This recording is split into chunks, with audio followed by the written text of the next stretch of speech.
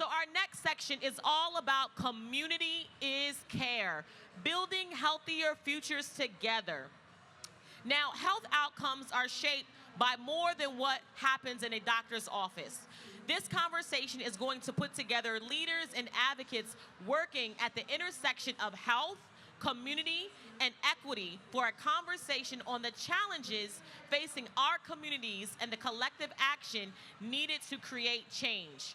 From chronic disease awareness and food access to advocacy and public health, this discussion explores how organizations and individuals can work together to build healthier futures for all of us. Are you all ready to kick off this conversation? All right, thank you so much. So here to moderate this fabulous conversation, we have the one and only Miss Chelsea Brown from the Black Mill. Let's go ahead and give Chelsea a round of applause. And let's also give it up for this shirt, because that shirt is amazing, Chelsea. Give them some shoulders. I love it. Joining Chelsea on stage, we have Millicent Miller of the Lupus Foundation of America. Come on up, Miss Millicent. All right, thank you so much for giving her some love as she makes her way to the stage. Joining these ladies is Dr. Legia Carter of the Coalition for Food and Health Equity. Welcome, welcome, Dr. Carter. So happy to have you. Come on this end? Yeah, okay. And rounding out this panel conversation, we have the lovely and the amazing Lisa Cunningham of Black Women's Health Imperative. Let's go ahead and give Lisa a round of applause. Now, as these ladies have their seat, I'm going to go ahead and pass it over to Chelsea so she can kick off this conversation. Awesome. Thank you so much. Good morning, everyone, and happy Sunday. Happy Sunday. Yes, absolutely. I'm so excited to have these wonderful women up here. We're going to talk about what it means to not only take care of yourself, but also take care of your community. Raise your hand if you feel like you do an amazing job taking care of your friends, family, people around you, people at work, people in line at the grocery store, all the things, right? Now, keep that hand up if you think you give yourself that same sort of care. All right. And that's what we're going to be talking about today. You have to put your mask on first before we move forward, okay? All right. So, again, these wonderful ladies, I'm going to have them introduce themselves.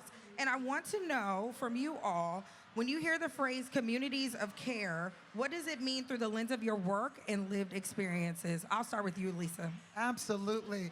Welcome, everyone. I am so excited to be here at Essence Fest. And my name is Lisa Cunningham. I have two roles. I'm Executive Vice President at the Black Women's Health Imperative for Marketing and Communications. But I'm also a filmmaker and a serial entrepreneur. So I'm going to tell you guys that community is care means so much to me, because if I had not leaned in to community, I would not have been able to do much of what I've been able to do on my own health journey, right? So as we get older and we have conditions and sorts of things, sometimes we have to tap into our community to figure out some of this, because those 15-minute doctor's appointments don't cut it a lot of times, right? So for me, community is care is finding trusted sources online, not that crazy AI TikTok video, trusted sources, and you know, you can find your community that way. Yeah. Dr. Miller. Good morning, everyone. I'm Dr. Millicent Miller, and I have the pleasure of serving as the Director of Federal Grants and Public Health Programs at the Lupus Foundation of America. And so when I hear the term community is care, I also think about the fact that health does not happen just in the clinic walls. As we know, health is influenced by everything around us. That's where we live, that's where we work, that's where we play, that's where we worship, that's in our grocery stores, that's at our sorority meetings, that's everywhere, that's here at Essence. And so when I think of community as care, I think that means that we are finding solutions to our own health challenges. That means that we have people rallying behind us to support us and find resources and get culturally responsive care. Last but not least, Dr. Carter. Hey everyone, my name is Dr. Legia. I'm the CEO and founder of the Coalition for Food and Health Equity. The work we do there is about food, it's about food security, but it's also about food economics. When I think of community, I think about the last 5 letters of community, which is unity, right? we're all in this together, that your struggle is intertwined with my struggle. And so community for me is how we care for one another, how if you're hurting, I'm hurting. If you're in need, I'm in need, right? And how are we being, advocates for each other? How are we understanding our access to food, basic needs together, right? Health, wealth within our Black communities, what does that look like? And how are we fighting for each other to be resilient together long term? Not just now, but well into the future. So that unity aspect is what community means to me. Thank you all so much. Dr. Miller, I'm going to start with you. As we know, many Black women are living with lupus, and the symptoms are being extremely dismissed. It's usually dismissed as stress, weight, other factors, etc. What does it look like beyond the exam room to build communities where women trust their own bodies and advocate for themselves and are believed the first time they say something doesn't feel right? I love that question, and I really think that sums up a lot of the work that I do in the lupus space. So for those of you who may not be familiar with lupus, lupus is a chronic autoimmune disease that can affect any organ system in the body. Some of the symptoms do include fatigue, body aches, hair loss, face rash, and even organ involvement like kidney involvement. And so many women, in particular Black and other women of color, are 2 to 3 times more likely than their white counterparts to develop lupus, which is very sad. And we know that as Black women, even without a chronic condition like lupus, it's hard to be heard. So I mentioned before that health happens outside of the clinic walls. And so we know that about 20% of our health is dependent upon what we do in the medical space. But there's so much more that happens outside of that. And when we think about moving beyond the clinic walls and lupus care, that really means that women don't have to explain or have a degree in medicine or be a lupologist for people to believe them the first time. That means that people don't have to prove their pain in order to get adequate care. That means that people are advocating on their behalf. If you know anyone with lupus, you know that it looks different from person to person. Some people live well, thriving lives, and others, it's very debilitating. And so we know that it goes far too long from being undiagnosed, on average about 6 years. And so that's too long for someone not to know what's going on in their body. And at the same time, lupus is ravaging their body and different organ systems. And so when we think about Black women in lupus space, that means that you hear them, you see them, and you also show up for them. Thank you so much. Dr. Carter, as we know, food insecurity and chronic diseases are often framed as a result of individual choice, but we know communities have been intentionally underinvested. And what I would love to know from you is, what does it look like for a resilient infrastructure in those communities, and how do we equip our neighbors, our friends, our people in our communities to become bridge builders and asset creators needed to support our healthier lives as a community? Yeah, I love this question as well, because let me throw out a couple of statistics for you. The first is that around 24% of Black households are food insecure. That's double the national average, right? Now also, about 1%, 1.4% of farmers and those that own agricultural land are Black farmers. Actually, and it's less than that percentage when we look at indigenous growers. That means everybody else are white. So when we're thinking about, and then when we look at what this federal administration is doing to SNAP, right? How SNAP is being targeted to then make it harder to access this very needed safety net, and then to renew that safety net. It is impacting our Black households more and our Black farmers more.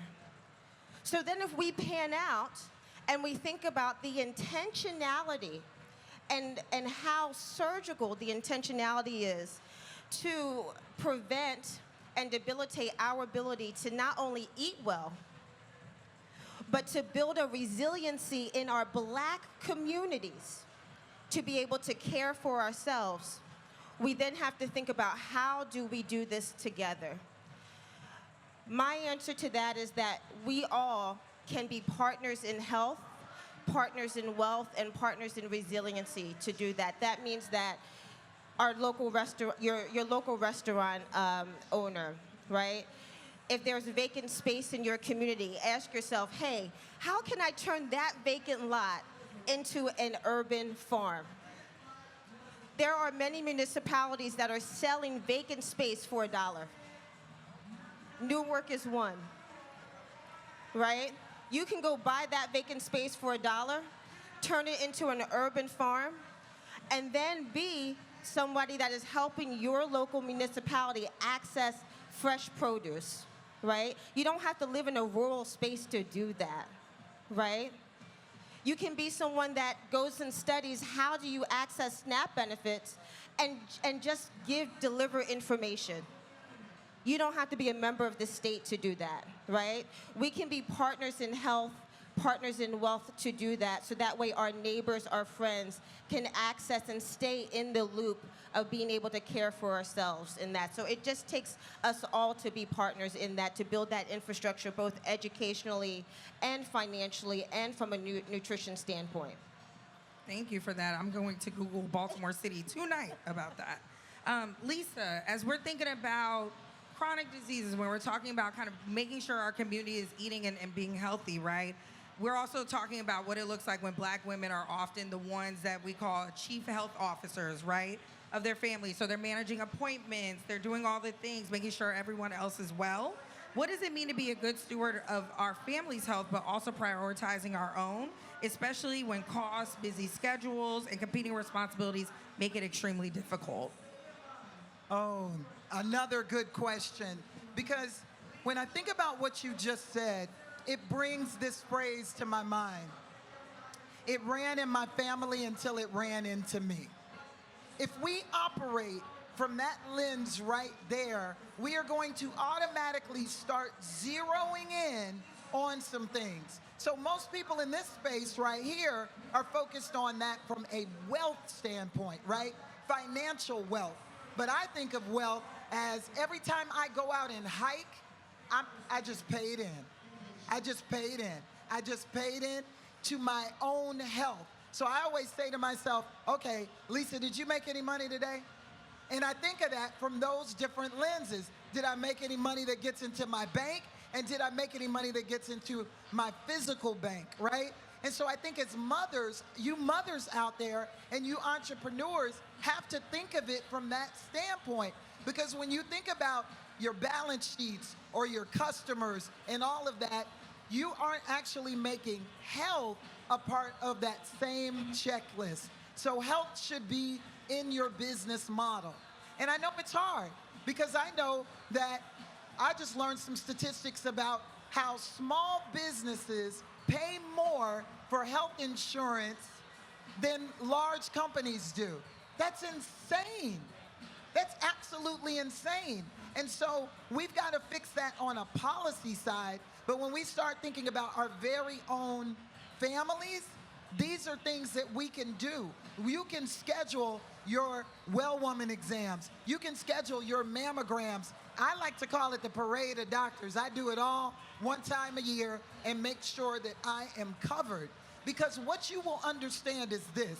If you don't take away anything from what I'm saying, delaying care costs so much later.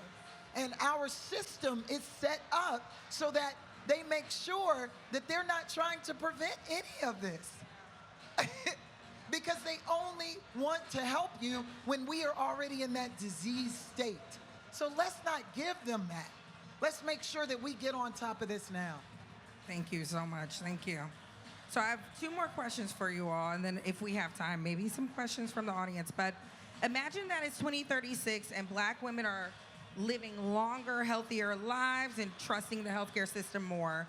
What did we finally do differently, and what's one thing that everyone in this audience can do before next month to help make that future possible?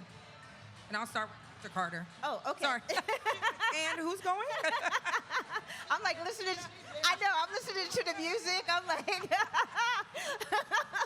I would say one thing is, evolving from the healthcare system, healthcare to we care, right? That is checking in on your sister, your grandmother, your daughter, that again, it is, at Coalition, we have a program called Ujama, and that is about sisterhood, familyhood. It is, again, we're all interconnected. So, just like Lisa said, it is, hey, hey, Mom, did you get your well visit? Did you check in there? And for us, it's also about making sure community care, right? For us, we check in on we're concerned about our restaurant partners and our grower partners. Hey, how are you doing at that farm? Is things economically good for you? Because neighborhood economics translates to the everyday household economics, right? These things all matter. So I would say we care. Are you checking in on your neighbor? Are you checking in on your cafe owner? Are you checking in on your urban grower, right? And not that you might be able to help, but hey, it's just a prayer. I'm praying for you. I'm checking in on you. Are you good? Love that. Yes. Thank you, Dr. Miller. So when I think of that question, 2036, which is not that far, I think that Black women in particular, we're living longer, healthier, well lives. I think for generations, we have just been surviving and not thriving. So that means that we are pouring into ourselves. We're no longer pouring from an empty vessel. That means that we are being believed the first time that we say something is wrong with us. And we don't have to doctor hop to find someone who truly cares for us. That also means that prevention is a part of the model. Prevention is invested in on the front end because, as you mentioned, we save so much on the back end. And I may get in trouble for this, but it also means that health equity is not a trend. It's not something that we follow with certain administrations. It doesn't mean that we are putting that as a side conversation. It's an add-on. That means that it is embedded in everything we do across the lifespan, across the healthcare continuum. It also means that spaces like this, where we come to talk about health topics, the room is full, it's overflowing. No shade to the artists at the concert, but if they were to make an appearance, they will be flooded with people following them, getting pictures for Instagram and posting. But we should be just as enthusiastic and passionate about our health and ensuring that we are investing. I love the analogy about investing in our own health bank. So to me, that's what it means. It means that health is not just a side conversation. It's just what we do because we want to live, we want to thrive, we want to be here to support future generations.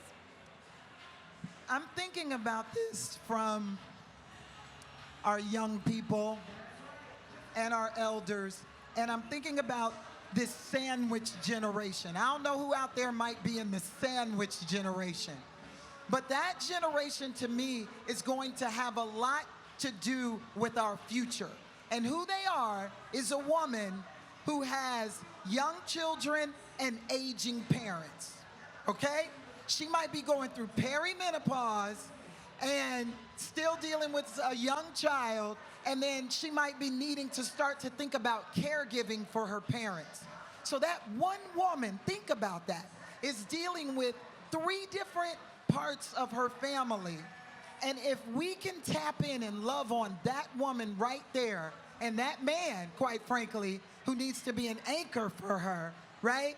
Then we can make some real changes in our community. So I think about that woman a lot before I go to sleep at night, because it is important that we nurture what's going on with them through motherhood, through caregiving, because the caregiving economy is something that people are not prepared to deal with.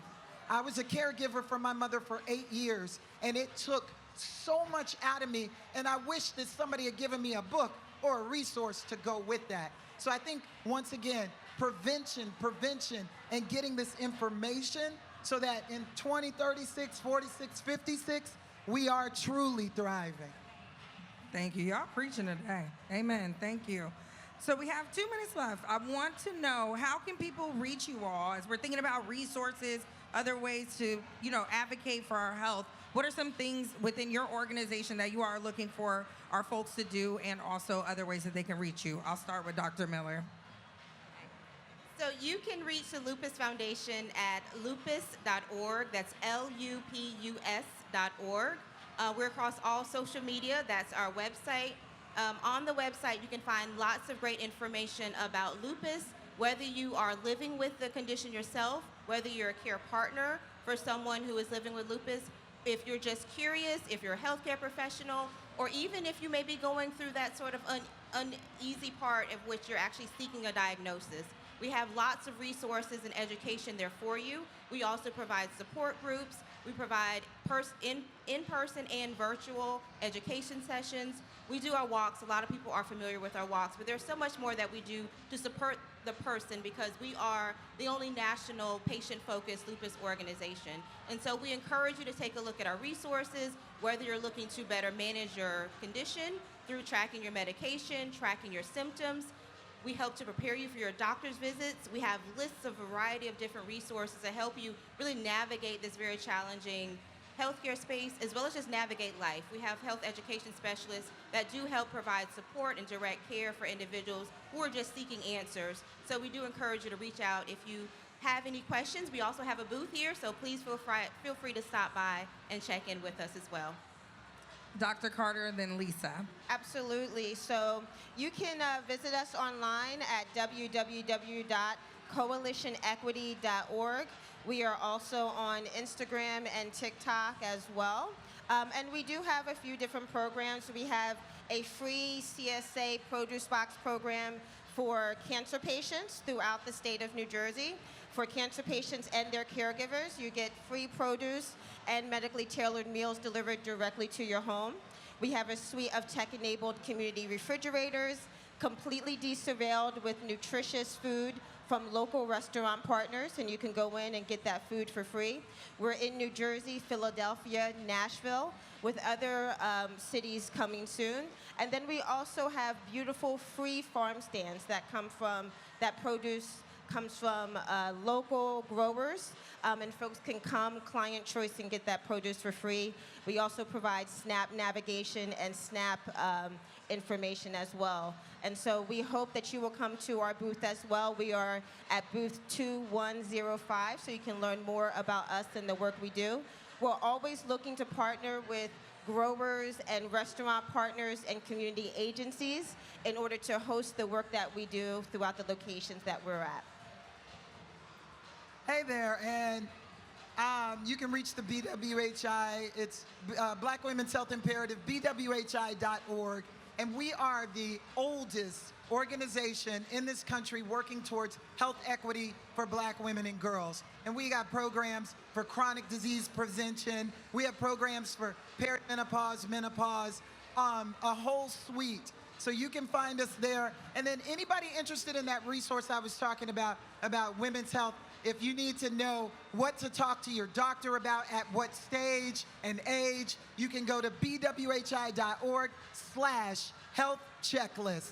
And that way, because I don't know about y'all, when I get into that doctor's office, for some reason, my memory goes to, I don't know what to say, right? So I know that might be one of you out there, but thank you so much. This has been amazing. Thank you all so much. Thank you all. Thank you. Have a good day. We're gonna start right here.